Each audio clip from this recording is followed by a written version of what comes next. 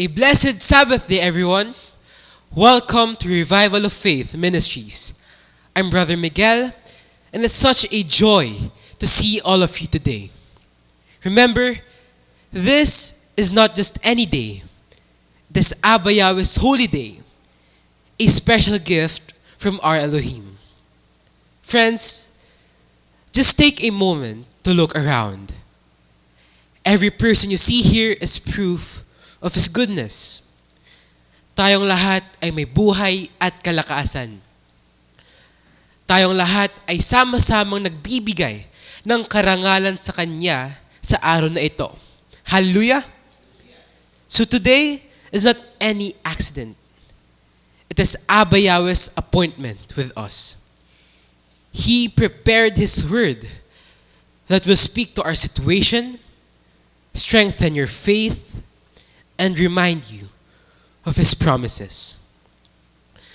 So I encourage everyone today, surrender your challenges, your problems, your anxieties, and even your sickness to Him, and enjoy His presence as we receive His powerful and wonderful word today. Hallelujah! To start our message, let us open our Bibles in Luke chapter 18, verses 7 to 8. But as for Yahweh, He always helps those that He has chosen to be His children.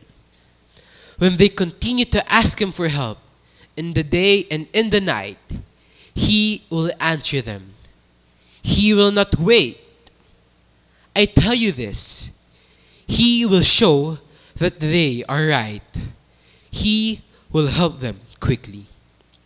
Friends, let us humble ourselves and seek the Father together. Let us pray. Heavenly Father Yahweh, thank you for bringing us into your presence this Sabbath day. Thank you for the breath of life, for family, and for the fellowship of believers. Abba Yahweh, we come with expectant hearts. We know you have prepared something special for us today. Teach us to pray with persistence, faith, and confidence. Teach us to trust in your timing and never to lose heart. Fill this place with your Spirit. Let every word spoken be guided by you, and let every heart listening be touched and transformed. May this message not just enter our ears, but take root in our hearts, bearing fruit in our lives. We surrender all our distractions and burdens to you right now. Thank you for hearing our prayer, and thank you for the assurance that you answer your children. We give you all glory, honor, and praise. And we ask all these things in the name of your Son, our Savior, Yahshua Messiah. Hallelujah. Friends, today's message is entitled The Power of Persistent Prayer. The Power of Persistent Prayer. O sa Tagalog, ang kapangyarihan ng tuloy-tuloy na pananalangin. Friends, ang ating opening Bible passage na binasa sa Luke 18 assures us that Abba Yahweh is never deaf to the prayers of His children. Remember this, my friends. Abba Yahweh hears, He answers, and He acts always at the right time and in the best way. Hindi po malayo ang ating Amang Yahweh sa Kanyang mga anak. In fact, Abba Yahweh listens to every cry, every whisper, and every word that comes from His children.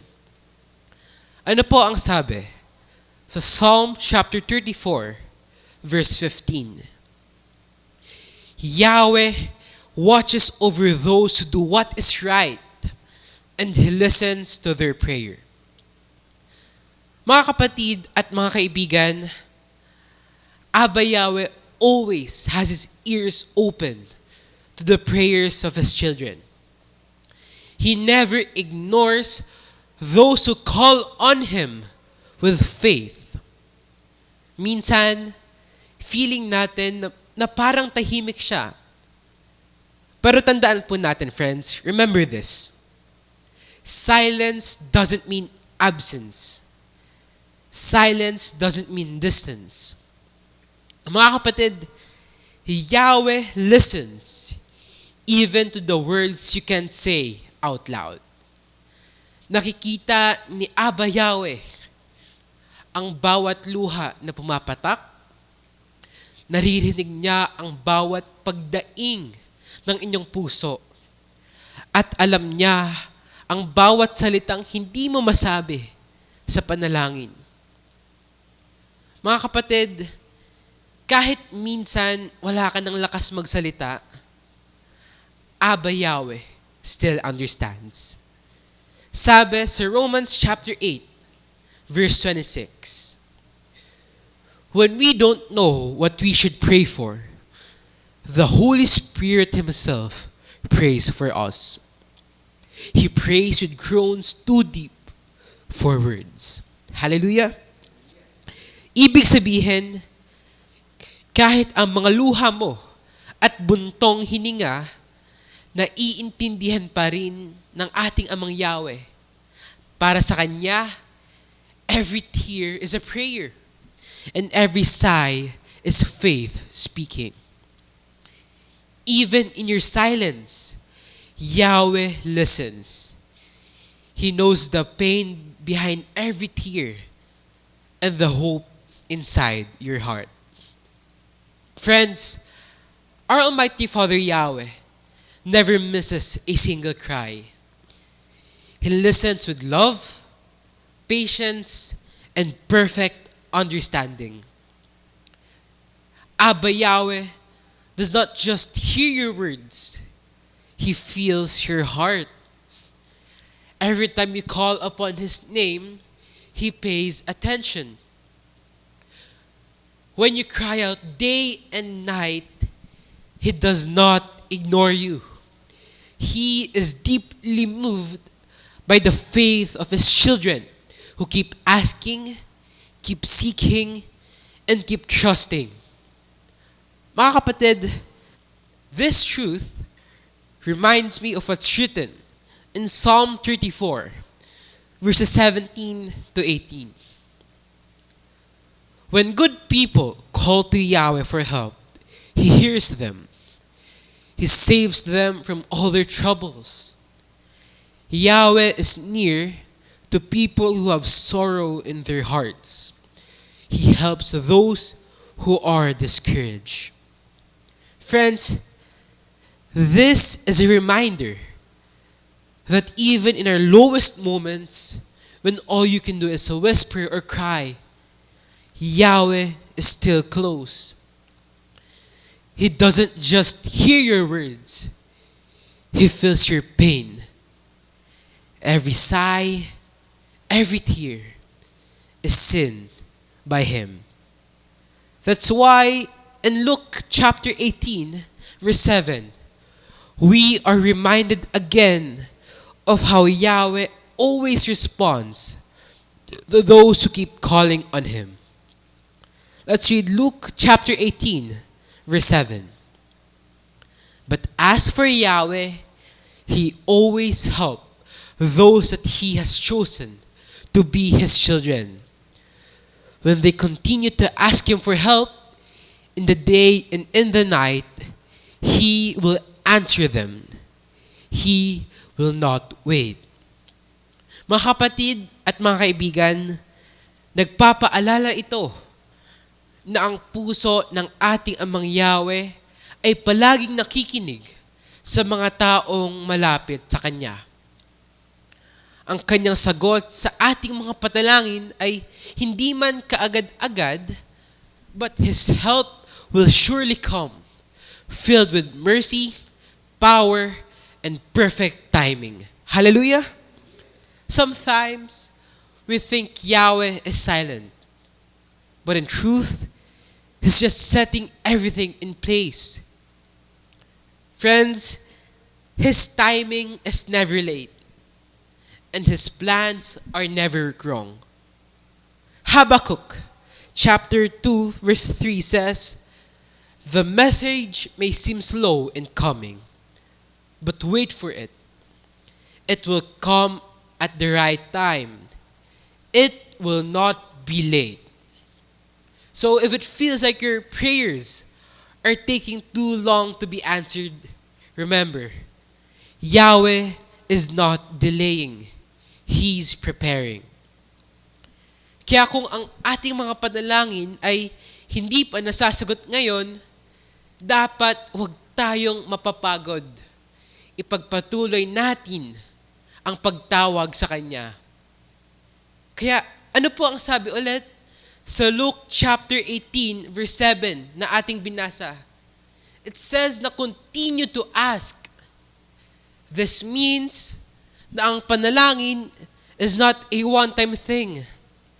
Ito po ay continuous na action at palagi itong ginagawa. Prayer is not something we do once and forget. Gawin natin itong habit araw-araw. Because prayer is our lifeline to Yahweh. Every time we pray, mas tumitibay ang ating pananampalataya sa Kanya. Just look at this, my friends. Every time na tayo ay nananalangin sa Kanya, we are really saying, Abba Yahweh, I trust you. Abba Yahweh, I know you hear me. And I believe you will answer at the right time. Hallelujah? And sometimes, mga kapatid, remember this. Trusting Yahweh also means waiting. Again, trusting Yahweh also means waiting. Minsan, hindi agad dumarating ang sagot. Pero tandaan natin na si Yahweh ay laging gumagalaw sa tamang oras. It says in Galatians chapter 6 verse 9, "We must not become tired of doing good.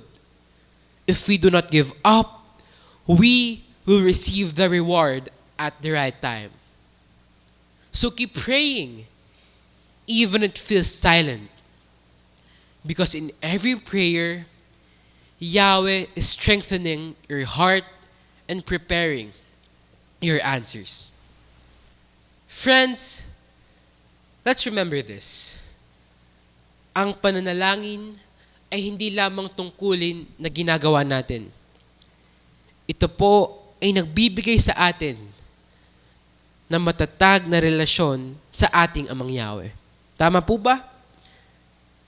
Pero the thing is, mga kapatid, this is a sad thing. Ito po ang nakakalungkot. Maraming tao ngayon, they treat prayer like a spare tire. Alam niyo yung parang ginagamit lang kapag may problema. Ano po ang ibig sabihin? Ginagamit lang nila ang panalangin kapag may emergency sa buhay nila. Kapag may pagsubok, problema, o crisis.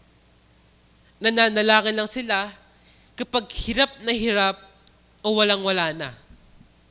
Tama po ba? This is the harsh reality, friends. Hindi ko po ito gawa-gawa. Maraming tao ang naaalala lamang si Abba Yahweh kapag gipit na sila, kapag wala na silang malapitan. They treat Him as their last option, not their first.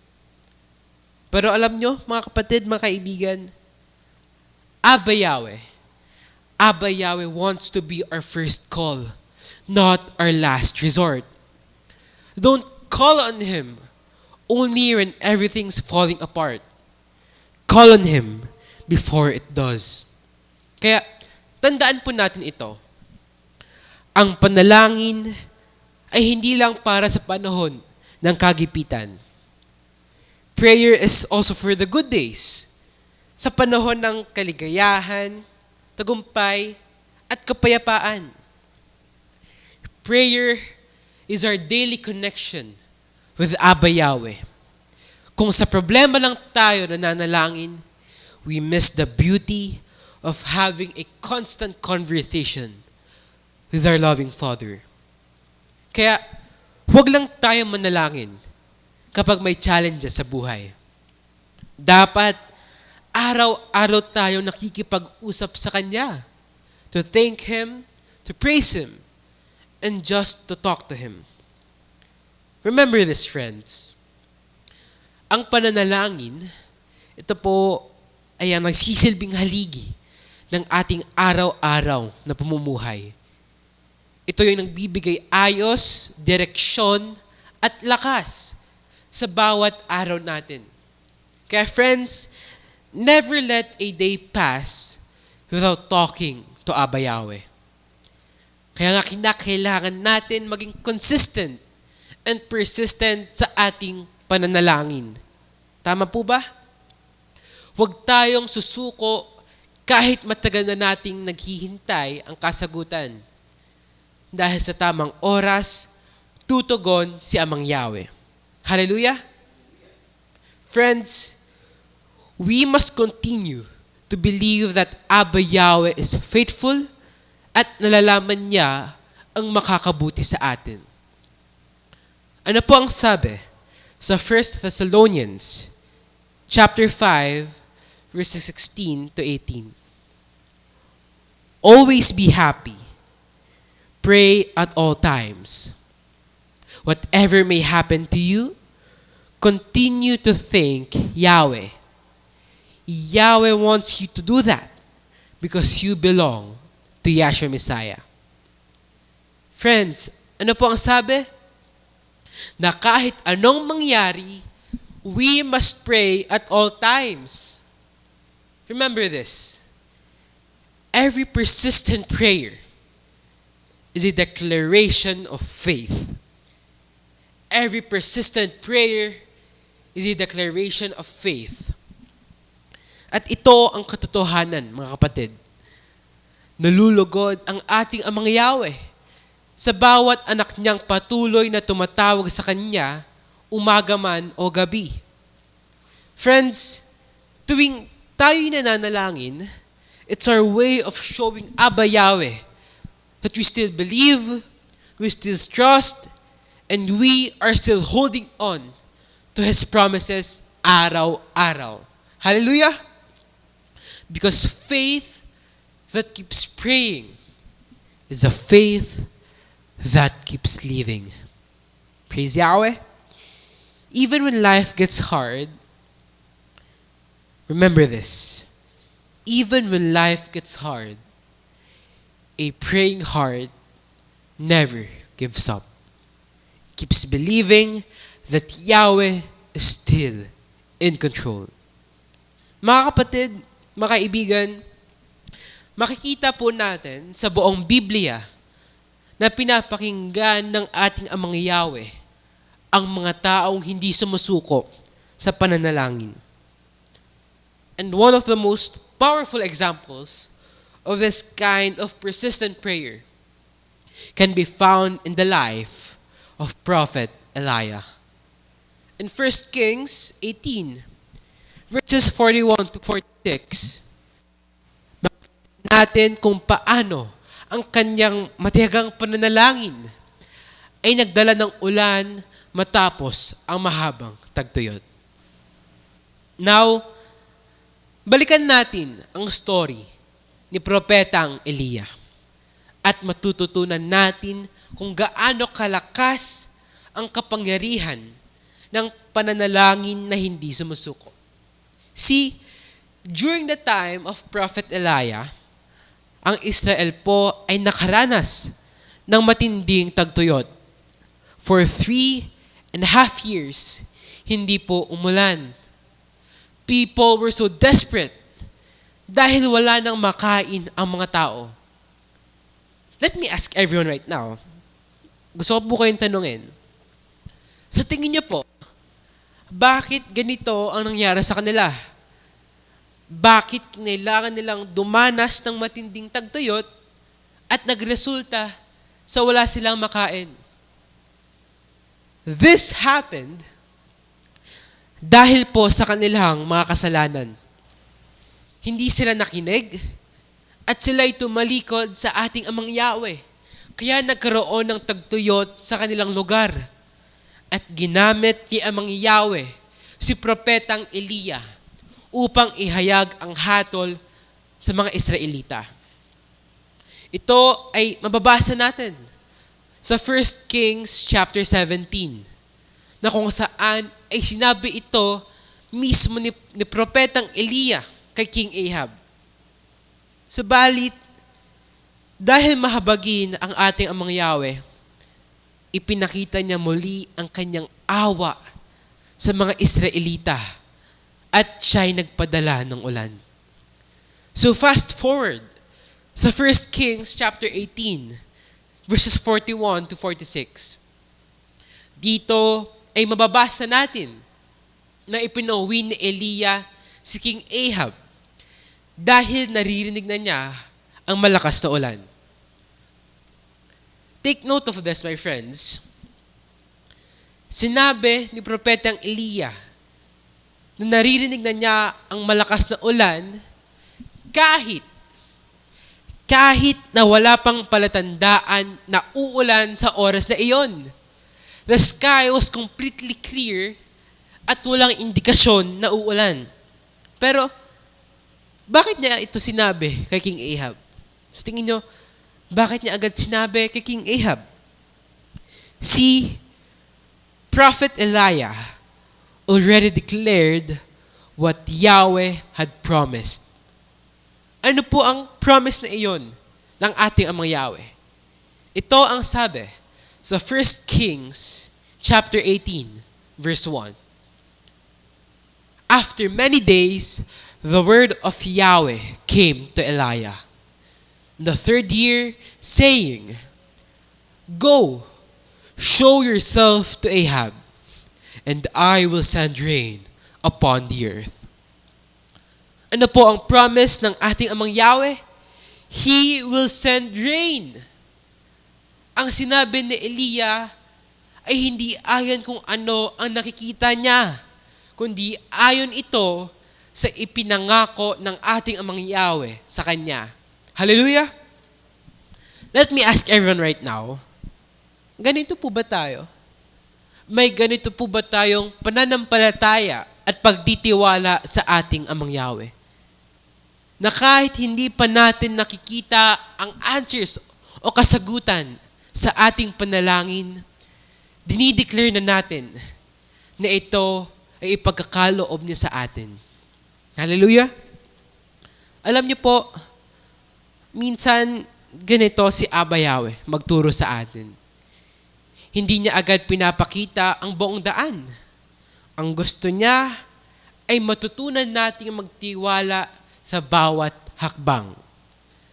Friends, we are not given a flashlight that shows everything ahead.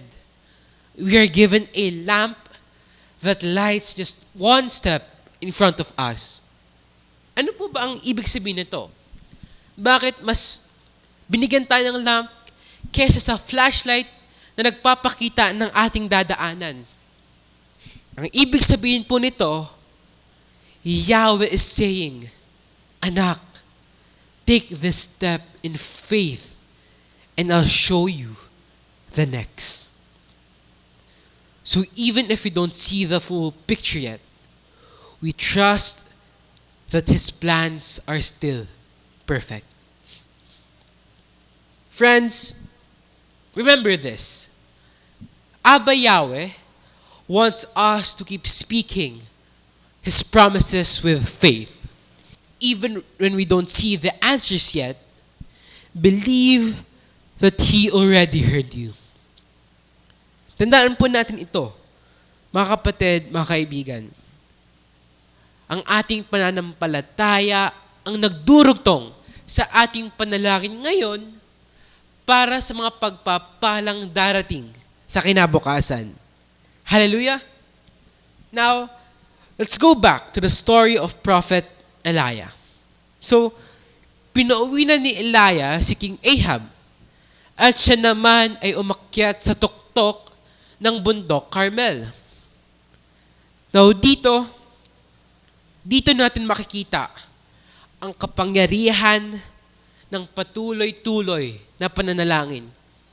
Dito natin makikita ang power ng persistent prayer.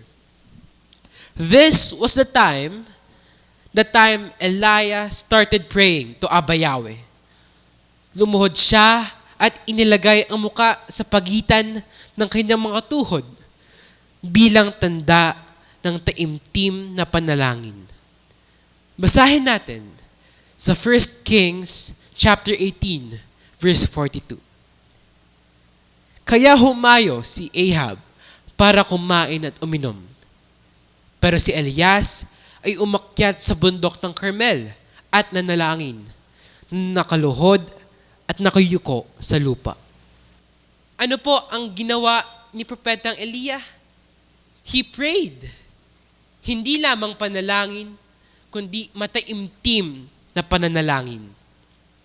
So after he prayed, ay inutusan niya ang kanyang lingkod na tumingin sa dagat at tingnan kung mayroon siyang nakita doon. Subalit, pagtingin ng lingkod, sabi niya, wala po akong nakita. In fact, 7 times niyang pinabalik-balik ang kanyang lingkod para tumingin. Ganito ang sabi sa 1 Kings chapter 18 verse 43. Pagkatapos, sinabi niya sa kanyang utusan, umakyat ka at tumingin sa dagat. At sinunod ito ng utusan. Pagbalik niya kay Elias, sinabi niya, wala po akong nakikita. 7 beses na sinabi ni Elias na bumalik siya at tumingin. Look and take note of this, my friends. Every time na pinapabalik ni Propetang Eliya ang kanyang lingkod upang tumingin, ay walang pati din siyang nananalangin. Hanggat walang nakikita ang kanyang lingkod, he continued to pray at hindi siya tumigil. Ilang beses niya pinabalik ang kanyang lingkod? 7 times. At noong 7 beses na bumalik ang kanyang servant, ay dito nakita ang isang maliit na ulap. Kasing laki lamang ng palad ng tao na umaahon mula sa dagat. Ganito po ang sabi sa 1 Kings chapter 18 verse 44. Nang 7 pagbalik niya, sinabi niya kay Elias, may nakita po akong ulap na maitim na kasing laki ng palad ng tao na pumapaibabaw mula sa laot. Friends, did you see that? Prophet Elijah kept on praying until he saw the fulfillment of Abba Yahweh's promise. Nang nakita niyang small cloud ng kanyang servant was the beginning of Abba Yahweh's great answer. Friends, dahil sa persistent prayer ni Propetang Eliya, the sky turned dark, the wind blew strong, and heavy rain poured, ending the drought. Ano po ang sabi sa 1 Kings chapter 18 verse 45? After a short time, the sky was covered with dark clouds. The wind began to blow, and the heavy rain began to fall. Friends, did you see the power of persistent prayer? Nakita niyo po kung ano ang nagagawa ng panalangin na tuloy-tuloy at hindi sumusuko. See, the word of Abba Yahweh today is teaching us to persist, to keep praying, even when nothing changes. The thing is, persistent prayer is not about repeating empty words. It is about refusing to give up on Abba Yahweh's promises. Hallelujah! Just think about this, friends. What if the first 6 times you prayed, you stopped because you didn't see any answers yet? What if you gave up right before Abba Yahweh was about to answer your prayer? And what if the answer you've been waiting for was meant to come on the 7th prayer, but you quit too soon?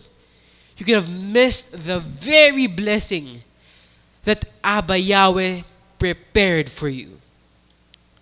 That's why I encourage everyone today to never stop praying and keep going. Because the next prayer might be the one that opens the door for you. Hallelujah! Now, pumunta naman tayo sa New Testament kung saan ang ating Messiah Yeshua ay nagsabi ng isang parable story about persistent prayer.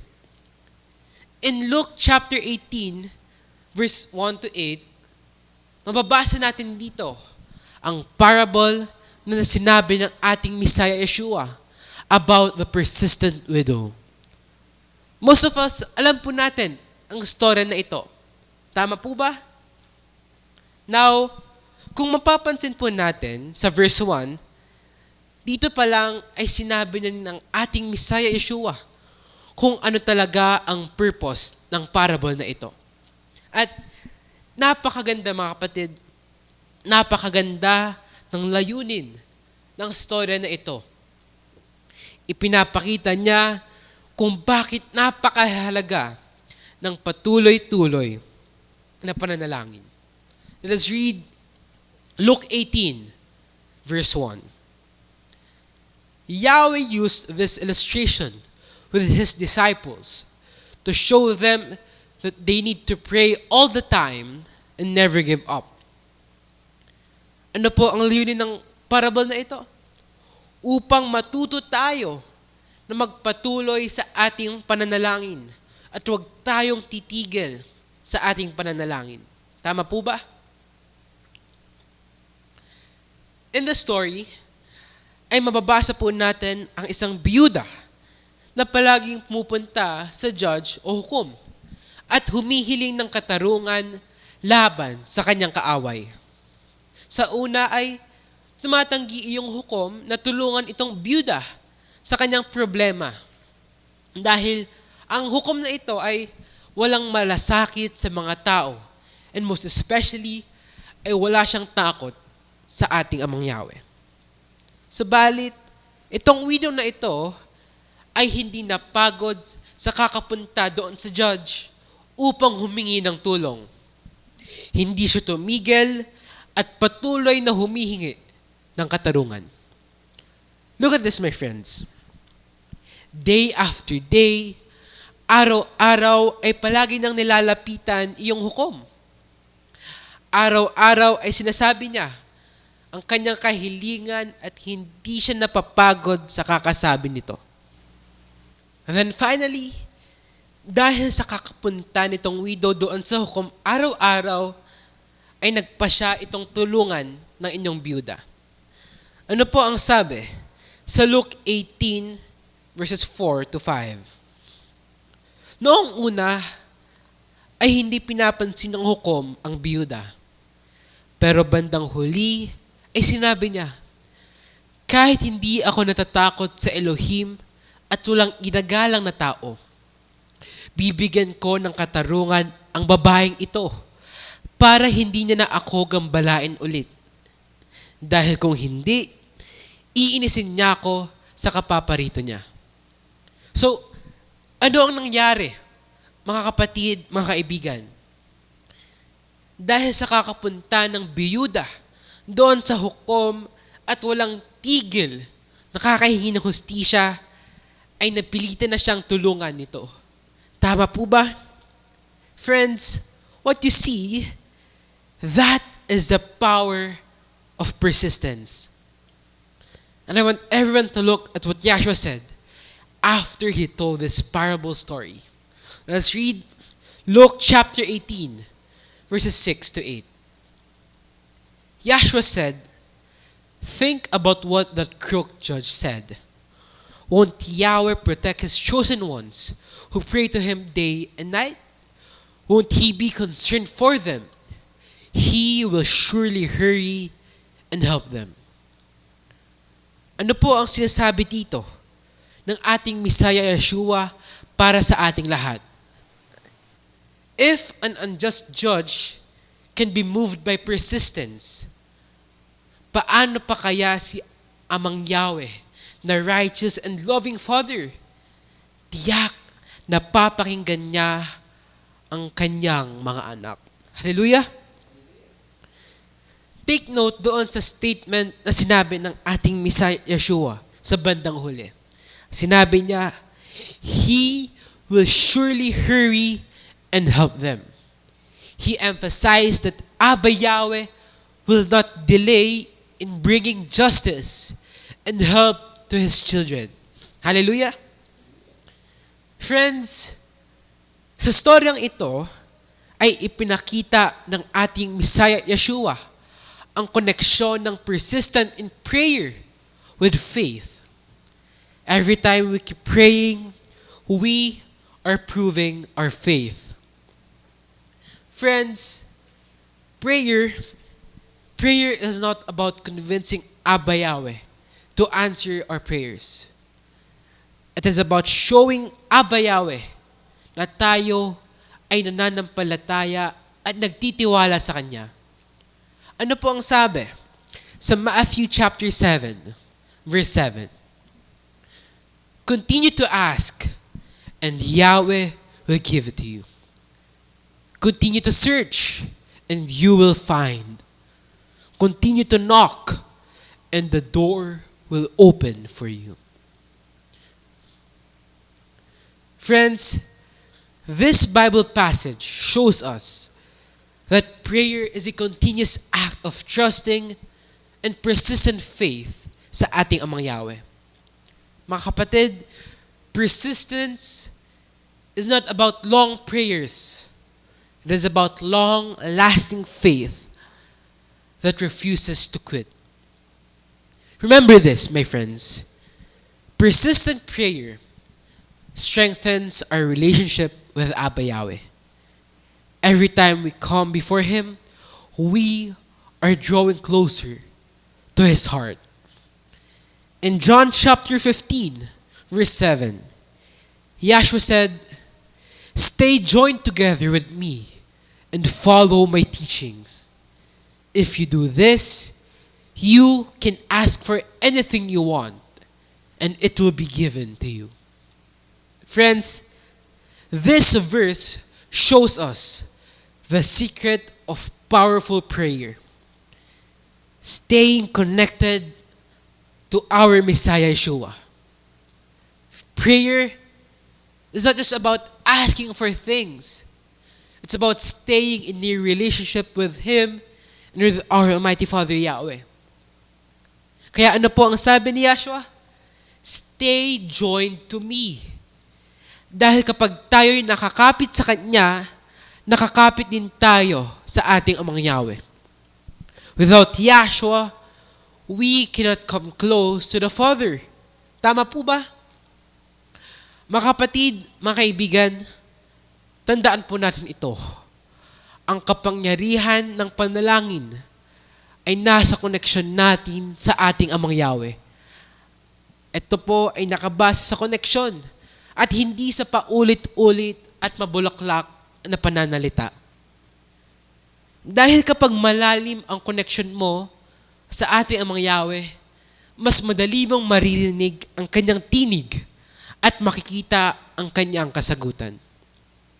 So let me ask everyone right now, kamusta ang iyong spiritual na relasyon sa ating Amang Yahweh? Ikaw ba ay connected pa rin? O baka naman disconnected ka na sa Kanya? Friends, if you feel that your connection with Abba Yahweh has weakened.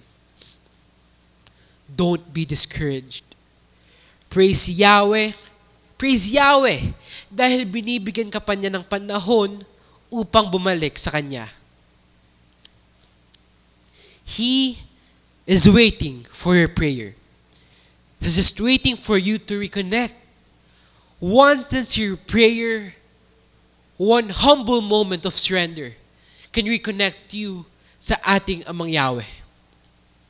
We all know, at palagi po nating sinasabi na ang buhay ay busy at maraming mga bagay na magiging distractions. At dahil sa sitwasyong katulad nito, ay nawawalan tayo ng oras para manalangin at magkaroon ng connection sa Kanya. Subalit, kagaya ng ating sinabi kanina, mga kaibigan, hindi pa huli ang lahat. Hindi pa huli, and you can start a prayerful life starting today. Stay connected and make prayer a lifestyle. Remember this, my friends. The more you stay connected to Yahweh, the more you'll experience His presence in everything you do. You will notice Abba Yahweh's guidance in your decisions, His peace in your struggles, and His strength in your weakness. Tandaan po natin, mga kapatid, mga kaibigan, when we learn the power of persistent prayer, we don't just survive. You thrive in Abba Yahweh's presence. Hallelujah! Friends, persistent prayer is not just about getting what we ask for. It's about growing in faith. Abba Yahweh may delay the answer, but He never delays His presence. Every time you pray, remember this. Every time you pray, He is with you. Just think about this. Elijah prayed 7 times before he saw even a small cloud in the sky. Yahshua also told the story of the persistent widow who never stopped asking until he received justice. The similarities between the two is both of them refused to give up. And because they kept believing, they saw Abba Yahweh move in powerful ways. Look at this, my friends. This is the pattern. This is the secret. This is the way. Persistent prayer plus strong faith equals to breakthrough. Again, persistent prayer plus faith equals breakthrough. When we keep praying and believing, we open the door for Abba Yahweh to move mightily in our lives. Friends, ang breakthrough o ang tagumpay ay hindi basta dumarating. Nangyayari ito kapag hindi sumusuko ang pananampalataya at hindi tumitigil ang panalangin. Tama po ba? Kaya, kung nasa season of waiting ka ngayon, huwag kang panghinaan ng loob. Remember, Abba Yahweh is never late. He's always on time. Your waiting is preparing you for your breakthrough. Every prayer you utter and every tear you shed, He sees it all. At tandaan po natin na wala ni isang panalangin ang nasasayang sa harap ng ating Amang Yahweh. Remember this. Every prayer is stored before Yahweh. In Revelation, it says that the prayers of the saints are like incense before His throne. Ang ibig sabihin nito, every time you pray, heaven records it and Abba Yahweh treasures it. Kaya dapat ay ma-encourage tayo na manalangin palagi Dahil ang bawat panalangin, ang bawat prayer natin ay hindi nasasayang. So the important question today is very simple. Will you persist in prayer until Abba Yahweh answers? Or will you stop when you see no sign of change yet? Pero tandaan po natin, hindi ibig sabihin na wala tayong nakikita nangyayari o nakikitang kasagutan ay hindi tayo pinapakinggan ng ating Amang Yahweh. Sometimes, the answer does not come right away because Abba Yahweh is building. He is building your faith, your patience, and your spiritual strength. He's not just answering your prayers. Abba Yahweh is shaping your heart. Hallelujah! As our closing passage today, let's open our Bibles in Isaiah chapter 65, verse 24. I will answer them before they call for help. I will help them before they finish asking. What a beautiful and powerful promise mula sa ating Amang Yahweh. Hindi lamang niya pinapakinggan ang ating mga panalangin. He answers our petitions even before we finish praying. Hallelujah! Kaya mga kapatid, mga kaibigan, keep believing, keep praying, and keep trusting for the same Elohim who answered Elias' prayer is the same Elohim who will answer yours today. Persistent prayer, I want you to remember this, my friends. Persistent prayer will always lead to powerful breakthroughs. Hallelujah! Mga kapatid, napakaganda ng paalala sa atin ngayon. Paalala that Yahweh listens to those who never give up in prayer. Kaya bago tayo magtapos, let's take this moment to talk to our Heavenly Father. Once again, friends, I invite you today to join me in prayer.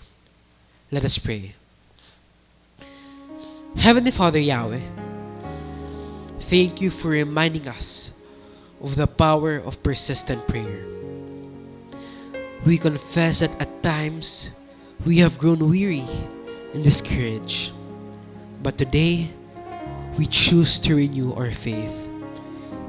Teach us to always pray and never give up. Give us the strength to wait, the faith to believe, and the courage to persist. May we be like Elijah, who prayed until the rain came, and like the persistent widow, who never stopped seeking justice. Father, let our prayers rise before you like incense, and may we see your answers in your perfect time. Father Yahweh, once again, we thank you for all your amazing blessings, and we ask all these things through your Son's name, our Savior, Yahshua Messiah. Hallelujah. Happy Sabbath day, everyone, and may Yahweh be with you. Let us stand up and receive Yahweh's blessings. Yebareka ka Yahweh biyish mereka, Yair Yahweh panebeleka vikunika, Yesa Yahweh panebeleka, Vayasem, Leka, Shalom. May Yahweh bless you and keep you. May Yahweh make shine His face on you and be gracious to you. May Yahweh lift up His face unto you and give you peace. May Almighty Father Yahweh bless us all. Hallelujah.